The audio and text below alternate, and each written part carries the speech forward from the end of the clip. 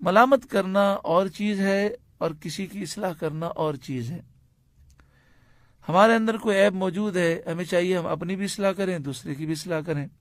اللہ تبارک و تعالی ہم سب کو تقوی اور پرہیزگاری سے مزین فرمائے۔ مسلم شریف دوسری جلد صفحہ نمبر 317 حدیث نمبر 2564 میں ہے، پیارا آقا صلی اللہ علیہ وآلہ وسلم نے ارشاد فرمایا، وَكُونُوا عِبَادَ اللَّهِ إِخْوَانًا،